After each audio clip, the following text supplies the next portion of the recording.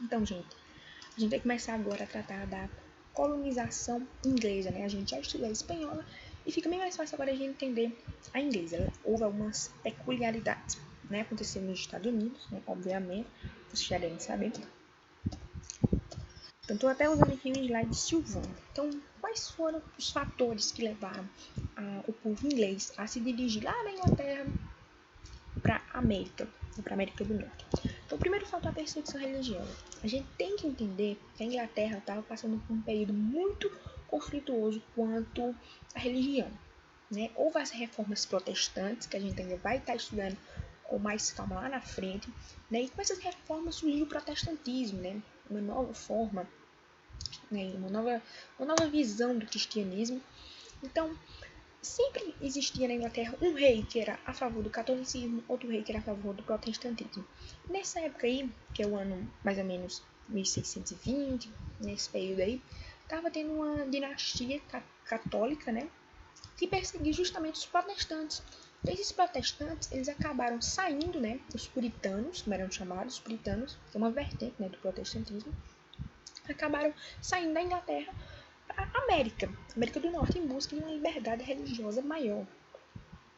E também houve o avanço do cercamento, né? A criação de ovelhas nos campos provoca êxodo rural intenso. Por que criação de ovelhas? A gente tem que lembrar que a Inglaterra aí está começando a caminhar para a Revolução Industrial. E a primeira Revolução Industrial foi voltada para o mundo têxtil, né? Os tecidos. E usava justamente a lã das ovelhas para criar esses tecidos. Então, muitas lavouras, né, que antes eram usadas para agricultura foram sendo substituídas pela pecuária, né, pela criação de ovelhas. E muita gente foi perdendo seus empregos, afinal, você criar ovelhas não precisa de tanta gente, então muitas pessoas foram perdendo seus empregos, então houve um êxodo rural. E muitas pessoas que não queriam ir para essas cidades, né, na Inglaterra, acabaram viajando para a América em busca de, enfim, uma nova vida. Então, em 1620, a chegada do Mayflower à América do Norte, primeiro navio trazendo 101 colonos puritanos. É importante a gente lembrar uma coisa, esse navio, gente, iniciativa particular, ou seja, não houve o Estado, não houve o monarca, né, a figura da metrópole, como há num pacto colonial, de investir em uma colonização, de forma alguma. O pacto colonial que era bem menos severo, não existia aquela relação metrópole, colônia, isso que era inexistente. E se existia de uma forma muito fraca. As pessoas que começaram a se locomover para a América do Norte não buscavam explorar, mas sim realmente morar, ou seja, uma colonização de povoamento, diferente do que aconteceu lá na Espanha.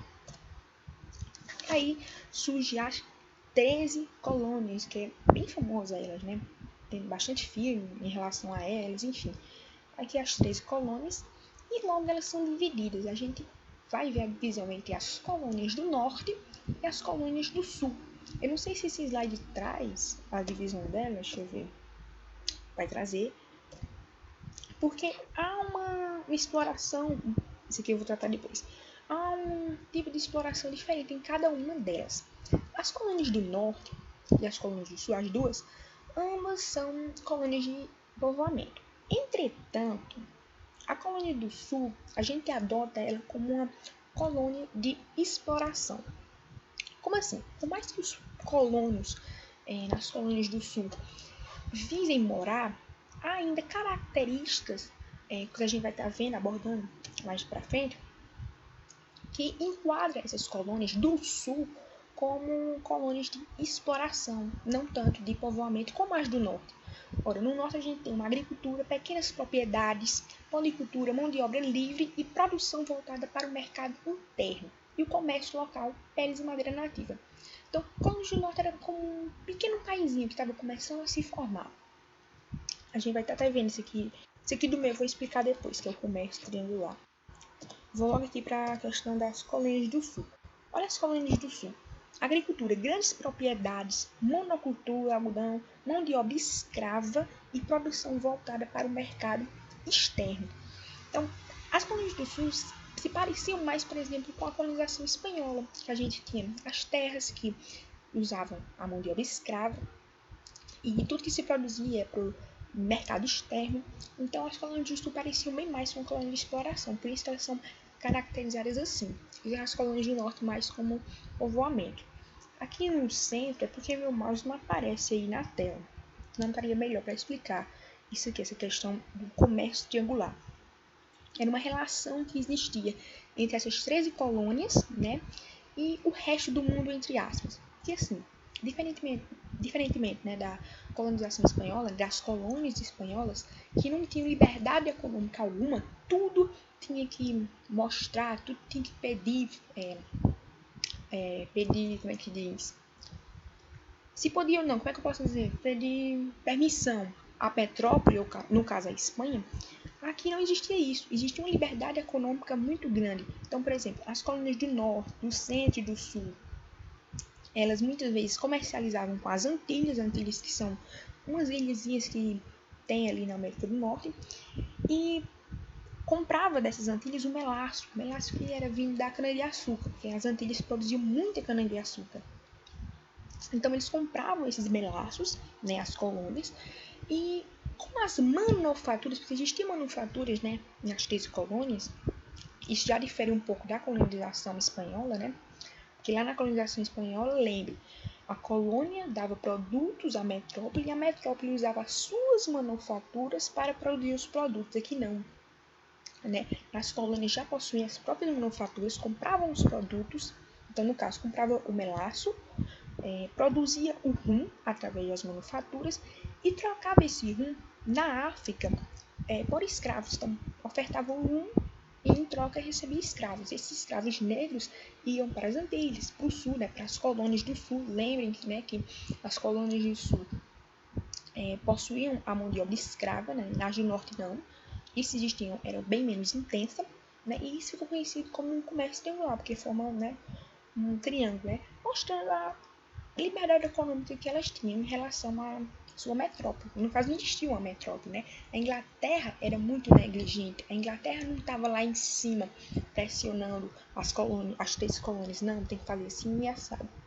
Isso ficou conhecida, essa técnica aqui, né, econômica, como puritanismo, porque era praticada justamente pelos puritanos, que era a maioria das pessoas que colonizaram essa área aí dos Estados Unidos, das 3 colônias nessa época.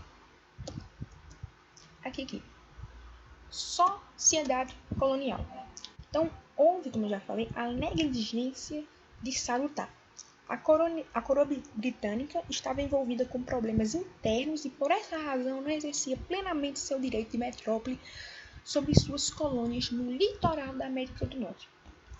Então, como eu já citei, a Inglaterra estava passando por muitos conflitos religiosos. Então, ela primeiro queria resolver os seus problemas para resolver o das suas colônias. Então, houve a negligência de salutar. Ela meio que esqueceu que a América existia, que suas colônias existiam. E isso gerou o self-government, né, o autogoverno. Os próprios colonos, né, os puritanos, né, se reuniam na paróquia local, sede social da comunidade, para discutir e decidir os rumos da sua vida. Então, lá na colonização espanhola, a gente tinha os vice-reis, a gente tinha a casa de contratação, o conselho das Índias. Aqui não existia nada disso, eram os próprios colonos, né, o autogoverno, que se organizavam entre si, né?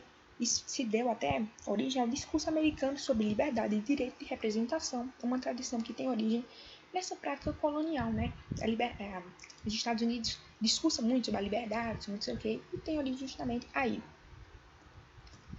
Aqui entra a questão da independência. Assim, Silvano, não sei se ele vai dar, assim, cobrar na prova ainda independência, porque a independência dos Estados Unidos é um assunto de geral, gente. Aí eu vou perguntar a Silvano se ele vai cobrar na prova, porque se ele for cobrar, eu faço um vídeo explicando bem direitinho a independência dos Estados Unidos, que é um assunto bem bacana. Aí, o que é que vai acontecer? O importante é vocês terem em mente que, nessa época, a Inglaterra era bem negligente quanto às suas colônias, e após a Revolução Industrial, ela começou a querer um mercado para comprar os seus produtos, né? Muita indústria, muito produto.